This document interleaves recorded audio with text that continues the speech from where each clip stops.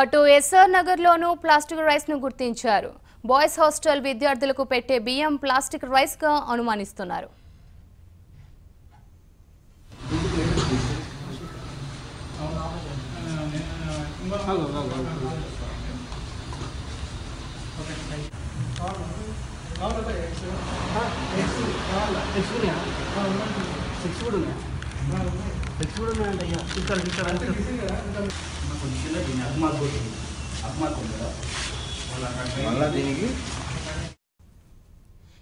SR నగర్లోనూ plastic rice ను గుర్తించారు. Boys hostel విద్యార్థులకు పెట్టే బియ్యం ప్లాస్టిక్ రైస్ గా అనుమానిస్తున్నారు.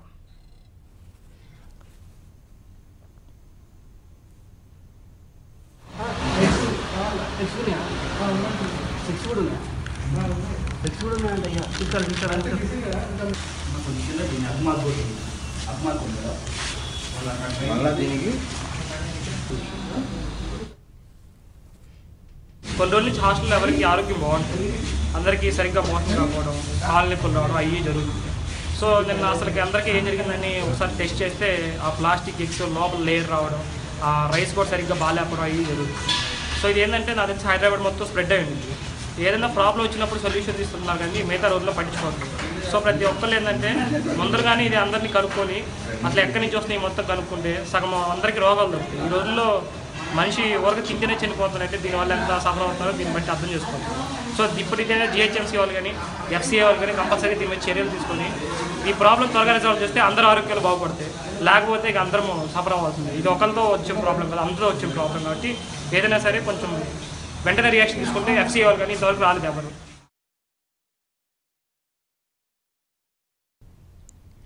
కొన్ని రోజులుగా సోషల్ వెబ్సైట్స్ లో పాపులర్ అయిన ప్లాస్టిక్ రైస్ ఇప్పుడు నగరంలో కూడా వచ్చేసినట్లు తెలుస్తుంది. మరి ఇటు ఎస్ఆర్ నగర్ లోనూ ప్లాస్టిక్ రైస్ ని గుర్తించారు.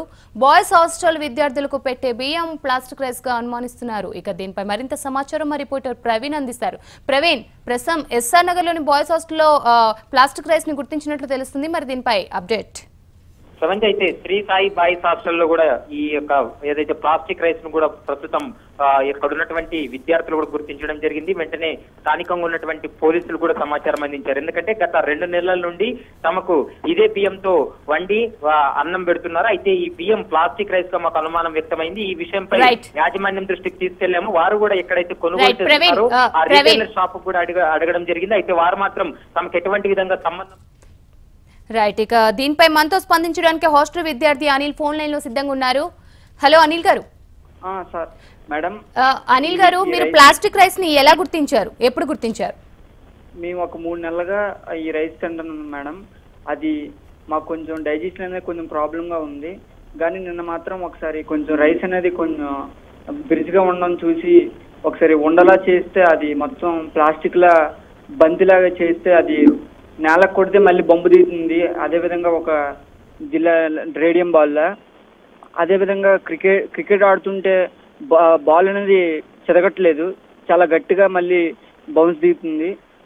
అదేవిధంగా ఎగ్స్ కూడా ప్లాస్టిక్ ఎగ్స్ కూడా మళ్ళీ మాకు గుర్తించడం జరిగింది. ప్లాస్టిక్ పొర నెక్స్ట్ గుడ్డు సొన వెంటనే బదలు కొట్టగానే ఒక నీరులో అయిపోతుంది. ఒక స్మెల్ అనేది ఏం లేదు. ఇది ఒక 3 months 4 months నుంచి జరుగుతుంది. యాజమాన్యం చెప్పినా పట్టించుకోవడం లేదు.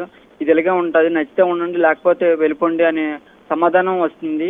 దానివల్ల మేము ఈ నిన్నటికి ఆ డిసిషన్ తీసుకొని దీనికి చెక్ పెట్టాలనేసి మేము తీసుకొని నిన్న కొంచెం హల్చల్ చేసాం సార్. ఆ మేడం అంతే, ఇంకా లేదు. సో అనిల్ గారు, హాస్టల్లో రైస్ ని తీసుకొచ్చేటప్పుడు ఒక 6 months ముందే ప్యాకేజ్ గా తీసుకొని వచ్చేస్తూ ఉంటారు. మరి 6 నెలలుగా మీరు అదే ఫుడ్ తింటున్నారు. మీరు ఎప్పుడు గుర్తించారు రైస్ మాకు ప్లాస్టిక్ రైస్ లా అనిపిస్తుందని? అలాగే మీరు అన్నట్లు ఎగ్స్ కూడా ప్లాస్టిక్ అని చెప్తున్నారు. మరి మీరు హాస్టల్ యాజమాన్యానికి చెప్పారా? మేము ఒక గత 15 రోజులుగా మేము చెప్తుంటే ఇక్కడ ఎలాగే ఉంటది, ఉంటే ఉండండి లేకపోతే వెళ్ళిపోండి అని అన్నారు. నిన్న రాత్రి 9:30 టైంలో ఒకసారి ఈ ఎగ్గులు మామూలుగా మీదకి తీసుకొచ్చి ఒక ఉడకపెట్టిన ఎగ్గును తీసి పరీక్షిస్తే ఇలాగా ప్లాస్టిక్ అని తేలింది. ఇంకా అక్కడి నుంచి ఇంకెన్ని రోజులు యాక్చువల్గా తినడం వల్ల కీళ్ళ నొప్పులు, కడుపులో పెయిన్ వచ్చి డైజెషన్ కరెక్ట్గా అవ్వడం లేదు. రైట్. ప్రతి ఒక 20-30 మంది టాబ్లెట్స్ కూడా వాడుతున్నారు. దీనికి మీరు కొంచెం పరిష్కారం కొంచెం వేగంగా క్లియర్ చేస్తారని కోరుకుంటూ మేము సలహా తీసుకుంటాం. రైట్. థ్యాంక్ యూ అనిల్ గారు.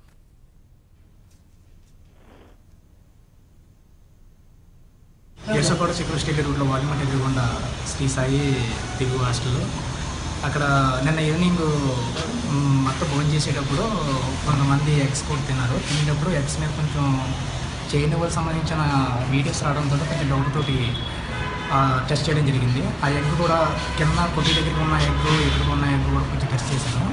ఇక్కడ వితిన్ సెకండ్లో ఎగ్ కూడా 2 మారడంతో మొత్తం కూడా తేలింది. తర్వాత కొంతమంది ఆలోచించి ఎలా వస్తుందని చెప్పేసి కిందకి వెళ్ళిన తర్వాత కూడా అనిల్ ఒక అన్నయ్య కూడా కిందకి వెళ్ళి టేస్ట్ కూడా టెస్ట్ చేశాడు.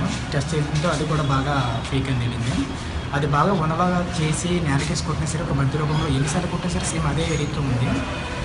తర్వాత యజమానిస్కి ఫోన్ చేసి ఇలా చేయడం జరిగింది. గత నెల నరేష్ పరువు హత్య మనం మరవక ముందే తూర్పుగోదావరి జిల్లా కాకినాడలో పరువు హత్య పచ్చని కోనసీమలో కలకలం రేపింది. ఈ విషయాలు ఆఫ్టర్ స్మాల్ బ్రేక్.